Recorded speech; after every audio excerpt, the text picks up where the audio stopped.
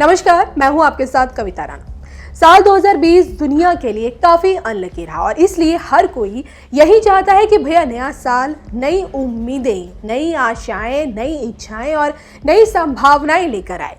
हर कोई ये जानने के लिए उत्साहित है कि भाई 2021 उनके लिए क्या कुछ लेकर आ रहा है, जिसके चलते नए साल से जुड़ी भविष्यवाणियां खंगाली जा रही है। ऐसे में भला नास्ट्रेडमस और बाबा वेंगर का नाम सामने ना आए, ऐसा तो हो नहीं सकता। तो इन दिनों नास्ट्रेडमस और बाबा वेंगर की भविष्यवाणियां खूब सुर्खियों में है। हर कोई इनके द्वारा लिखी भविष्यवाणियों को पढ़ रहा है। खासकर 2021 को प्रलय का साल बताने वाली भविष्यवाणी ने हर किसी का ध्यान अपनी ओर खींचा हुआ है। अब दुनिया के अंत तक की भविष्यवाणी करने वाले नास्ट्रेडमस और बाबा वेंगा आखिरकार कौन थे, क्या आप जानते हैं? चलिए हम आपको बताते हैं। अब फ्रांस के रहने वाले मिशेल द नास्ट्रेडमस एक ऐसे भविष्यवक्ता थे जिनकी अधिकतर भविष्यवाणियां कविताओं के जरिए दुनिया के सामने आई। भविष्य में होने वाली घटनाओं का आकलन करने वाले नास्ट्रेडमस एक अच्छे शिक्षक थे, डॉक्टर थे, प्लेग जैसी बीमारियों का भी इलाज करते थे। तो वहीं अगर बाबा वेंगा के बारे में हम आपको बताएं तो दुनिया के लिए नास्ट्रेडमस ऑफ द बाल्कन कही जाने वाली बाबा वेंगा एक ब्लाइंड भविष्यवक्ता थी।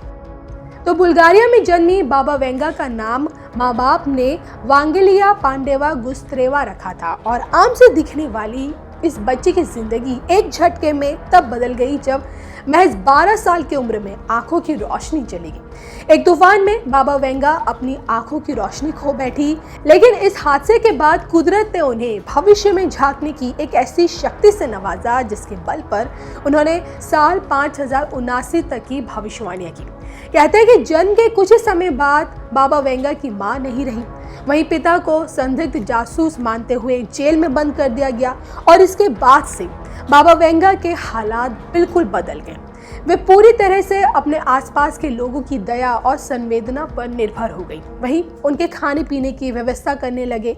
इधर बाबा वेंगा की जिंदगी तेजी से बदल रही थी।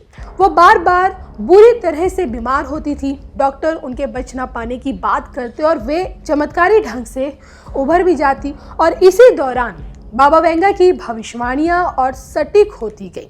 वो दूसरे विश्व युद्ध का दौर था जब बाबा वेंगा के पास लोग अपने जीने मरने का अनुमान लगाने को लेकर आते थे और वो सच बताते थे। आपको ये जानकर हैरानी होगी कि बाबा वेंगा को पढ़ना लिखना बिल्कुल नहीं आता था, यहाँ तक कि उन्हें बाहरी दुनिया की कोई भी खास जानकारी नहीं थी। फिर भी उन्होंने सोवियत यूनियन के टूटने से लेकर 9/11 हमला, प्रिंसेस डायना की मौत जैसी भविष्यवाणियों की जो भविष्यवाणी की थी उन्होंने, वो बाद में सच साबित हुई।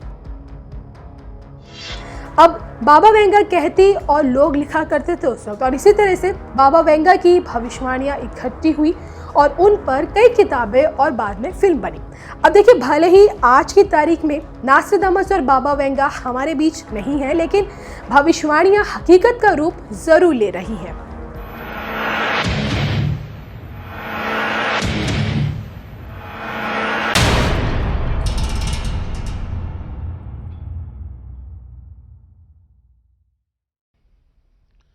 भाई और बहनों, साल 2020 को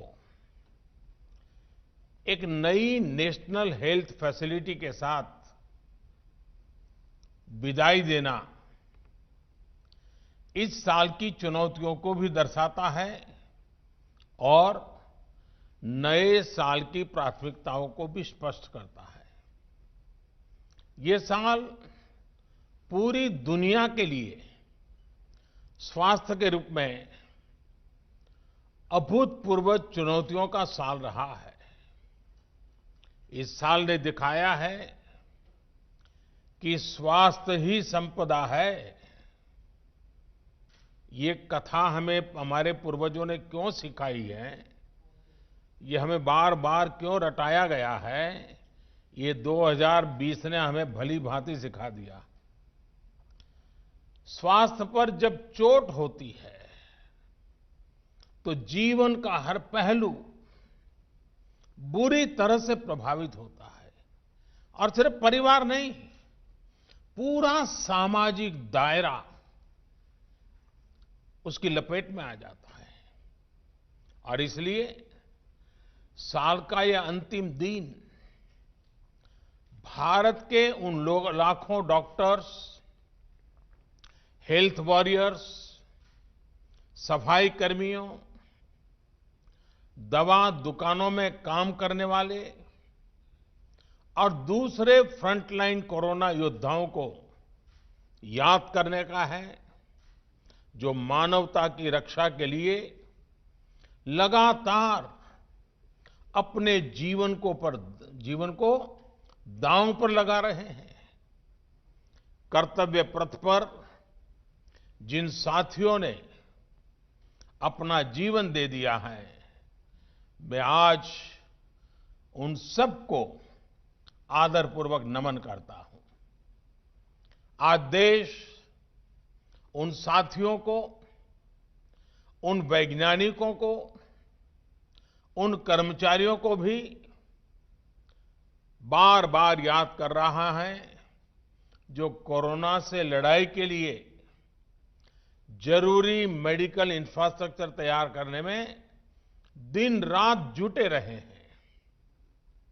आज का दिन उन सभी साथियों की सराहना का है, जिन्होंने इस मुश्किल दौर में गरीब तक भोजन और दूसरी सुविधाएं पहुंचाने में पूरे समर्पण के साथ काम किया।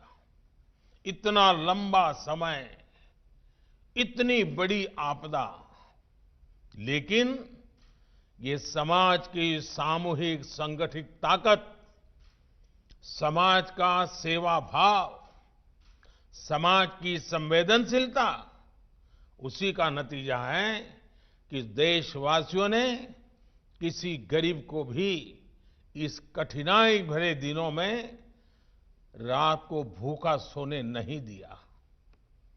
ये सब नमन के पात्र हैं, आदर के पात्र हैं। साथियों, मुश्किल भरे इस साल ने दिखाया है कि भारत जब एकजुट होता है तो मुश्किल से मुश्किल संकट का सामना वो कितनी प्रभावी तरीके से कर सकता है। भारत ने एकजुटता के साथ जिस प्रकार समय पर प्रभावी कदम उठाए, उसी का परिणाम है कि आज हम बहुत बेहतर स्थिति में हैं।